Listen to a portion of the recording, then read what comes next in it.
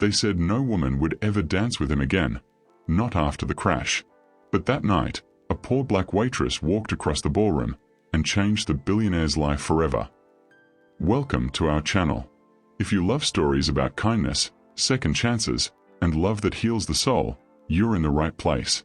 Please hit subscribe and tell us in the comments, where are you watching from?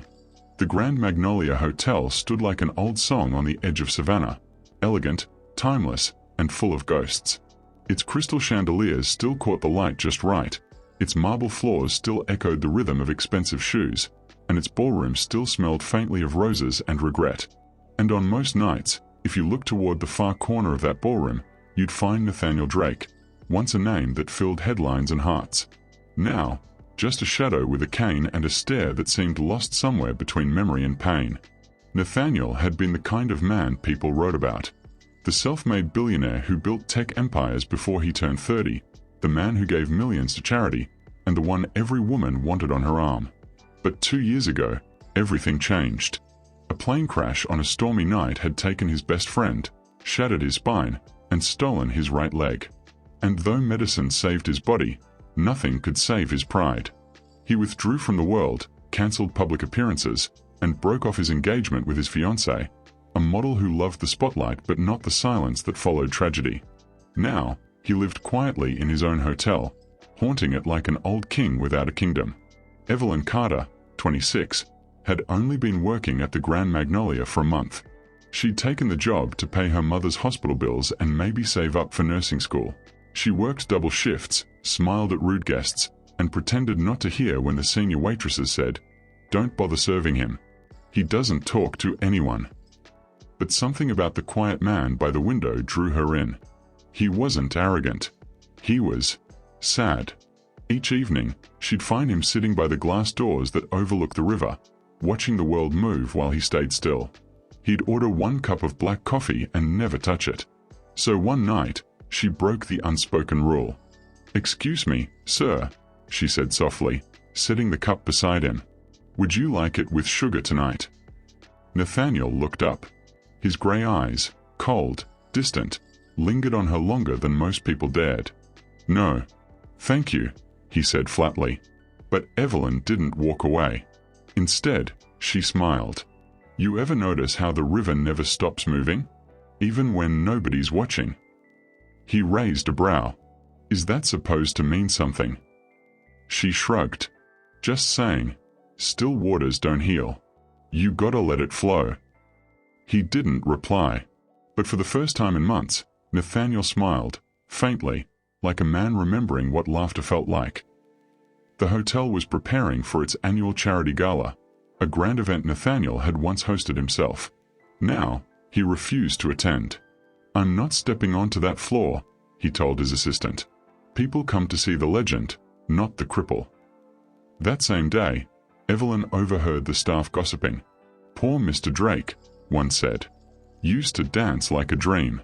Now he can barely stand." Another chuckled, "Can't blame him. Who'd want to dance with a man like that now?" Evelyn froze. She didn't know why, but something inside her burned. That night, after closing, she found Nathaniel still sitting in the empty ballroom. The lights were low, and a soft jazz tune played from an old speaker. "Why don't you dance anymore?" she asked quietly. He turned to her, frowning. "Because I can't. Because no one wants to see me fall." Evelyn walked closer, her shoes echoing on the marble. "Then let them watch you rise." Nathaniel's breath caught.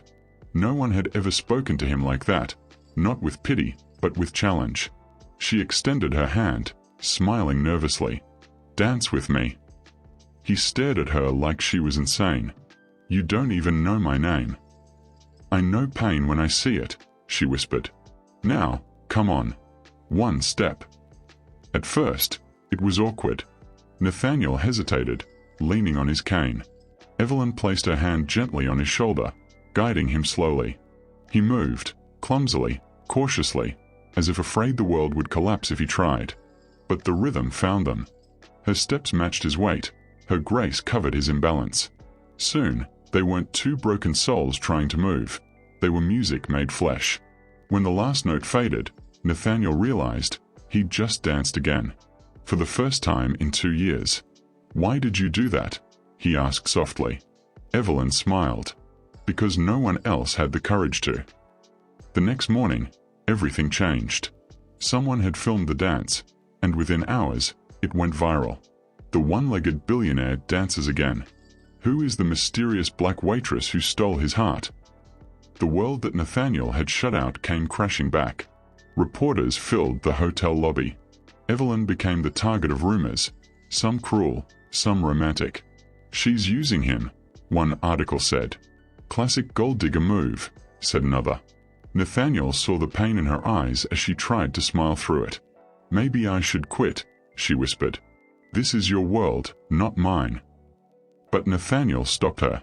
"Evelyn, don't run from the noise. You gave me my life back, don't let them take yours." For the first time, his voice wasn't sharp or guarded. It was human. In the weeks that followed, Nathaniel began to change. He left his penthouse, walked around the hotel, even joined staff lunches. He laughed again, loudly, carelessly, beautifully. And every evening, he'd meet Evelyn at the ballroom, where they'd practice steps together. He told her stories of his childhood, his fear of flying, his love for old jazz records. She told him about her mother's illness and her dream to open a small community dance studio one day. "Dance heals," she said. "It reminds people that movement means life." Nathaniel looked at her then, really looked, and something inside him shifted. For years, he believed no woman could see him as a man again. But Evelyn did. She saw him before the fame, before the money, before the accident. She saw his heart. And that changed everything. 3 months later, the Grand Magnolia hosted another gala. This time, Nathaniel himself was the guest of honor. The ballroom buzzed with whispers when he arrived, walking tall with his new prosthetic leg, a calm smile on his face. But when the orchestra began to play, Nathaniel didn't head toward the VIPs or the cameras. He turned and extended his hand toward Evelyn, who stood quietly among the servers. The crowd gasped. "Would you give me this dance?" he asked softly. Tears welled in her eyes. "Always." They moved again, slow and steady, like two souls reborn. And when the music ended, the crowd erupted in applause. That night, Nathaniel Drake didn't just dance. He lived. And in front of everyone who once pitied him, he kissed the woman who had reminded him what love and courage truly meant. Months later, Nathaniel helped Evelyn open her dance studio for underprivileged kids, naming it The Second Step. When reporters asked him why, he simply smiled and said, "Because everyone deserves a second step, and someone brave enough to take their hand." And from that day, people didn't call him the one-legged billionaire anymore. They called him the man who danced again, thanks to a poor black waitress who saw beauty where the world saw brokenness. If you enjoyed this story, don't forget to subscribe and share it with your friends and family.